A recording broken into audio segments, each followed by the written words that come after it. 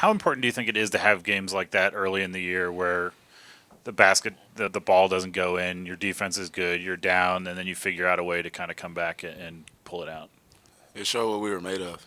You know, as a team, we played some great teams so far this year, but we never were really tested to like we were fearing that we were going to lose.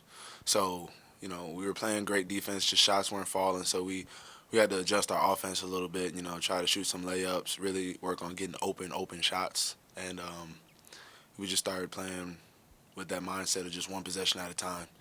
Get a stop, get a bucket, get a stop, get a bucket, and we really focused on that. And it helped a lot. Obviously, you must have been confident because you won, but to be in one of those huddles when you're down double figures, it seems like they keep hitting a three that's inconvenient to your attempt to try and win the game. I mean, how do you feel in those moments when you're going, this is not as easy as it could be, and yet finding a way to come and win? We work all summer on just fighting through adversity. The game's not over until the clock says zero. All of us have played a lot of basketball. All of us has been on a team where either we've been on the losing side and come back and win, or been on the winning side and gave up a loss. So anything can happen. Excuse me, anything can happen in a short amount of time. So we just started. I mean, as like I said, in the huddles we were just extremely confident. 10 points is that can go like that. 10 points is not that many points. It's 4 possessions, 3 possessions. So we really work on just staying confident, staying calm, cool, and collected. Not too high, not too low. So moving forward, where does that put you guys now in terms of a reference point for your mindsets? Now we know we have the ability to do it. We have the ability to not make shots and still come out on top. Obviously, we don't want to not make shots, but we're prepared for it. And Coach harps on it all the time. But I think this year's team is very. We're much older, much more experienced. We have that. Like last year, I don't think we come out on top of that win at all. I think we make the run, but then I just don't think we get over the hump. But this team, we found a way to get over the hump. So we have a little bit more confidence going into some of these games. Maybe this is in conjunction with experience, but maybe not. How would you describe this team's maturity level? Experience and chemistry.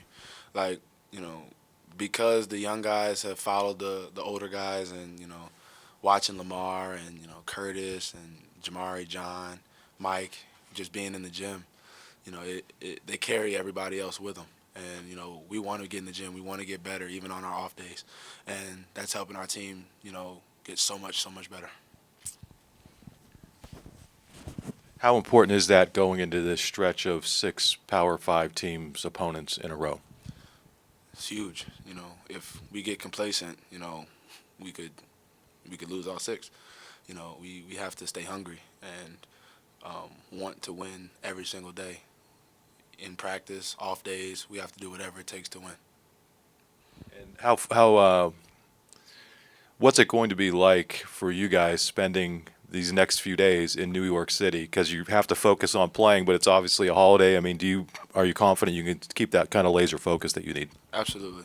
As a team, we harp on just getting 1% better every day, no matter what it is. So we play Wednesday, have an off day on Thanksgiving, and play again Friday. And our mindset to go to New York is to win, and that's what we were there to do. Thanksgiving is amazing. It's my favorite holiday, but we are there to take care of business. Coach Chambers was asked what he is thankful for. What are you thankful for at this time of year? Thankful for my family, thankful for my teammates, my religion, my faith, and good health. You mentioned not feeling or feeling like you wouldn't have gotten over the hump in that game. I'm sorry. I swear I speak English. You felt like you might not have gotten over the hump last year in that game, but you did it this year. Do you feel like you guys are that kind of, it wasn't like you were losing a lot of games by a lot of points last year. Do you feel like you've kind of found so far at least that kind of extra 5% that maybe you didn't have last year? Absolutely. And last year it was gut wrenching because you look back on the game and you watch film and you see those plays that changed the game by 1 or 2 possessions. Like you could have made that extra effort, or you could have dove on the floor, or got a deflection here or there that you look back on and say like those are game changing plays, those are winning plays.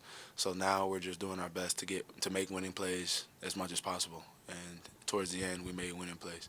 You guys have obviously played a lot of basketball over the summer and practiced a whole lot, but it's different than finally playing. Do you feel like you guys are farther ahead than November because you look like you're maybe a little more well put together than a team that's only played, 5 games, is just starting out the year knocking the rust off? I think I honestly don't. I don't think so. I think we're right where we need to be in November, and I think we have a lot of room to grow. Um, I think the work that we put in the summer has gotten us to this point, and the chemistry that we've built. We're friends off the court. Like we're really, really. I don't think you'll find a tighter knit group of guys.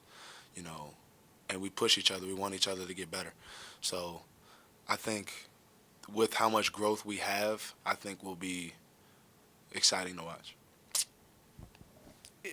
In 4 of the 5 games that you guys have played, you've shot 27, 30 3-pointers. Did you anticipate being a volume 3-point shooting team, or do you feel like that's maybe a symptom of the defenses that you guys have been playing?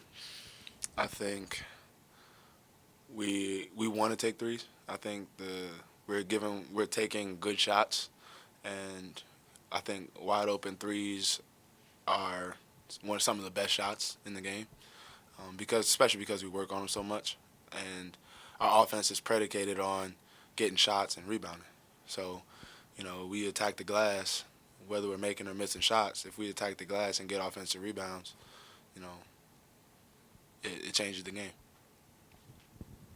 I know this sounds a little obvious, but how much does just winning help the sort of collective swagger? If you don't make that three and you lose, your season will go on and you can do all the things you want to do, but making that shot and winning that game, how much do those things help in ways more than just your record? Yeah, I mean, I think because Yale is such a great team. To your point, like win or lose that game, we're gonna go on. We're gonna win some games, and I think we'll still have a great season. But to beat a team like that fought so hard and they were extremely well coached and they executed very well the entire game, I think it shows how tough of a team we are, how much grit we have, and it's promising for everybody in the locker room to see, what kind of team, what kind of, like your brothers, like they're willing to fight for you and do whatever it takes to win. Any other questions for Myles? Peter? Awesome. Holiday week. Do you have like a Thanksgiving memory growing up or a story that you might want to share? Well, I'm from Detroit originally, and my family would always eat Thanksgiving together, and like the Lions were never very known for being a good football team, but on Thanksgiving, that was the day for us to shine. We always were rooting for the Lions extra special because we knew that they played their butts off on Thanksgiving, so we were always really excited to watch the Lions play. Do you still root for the Lions? Absolutely.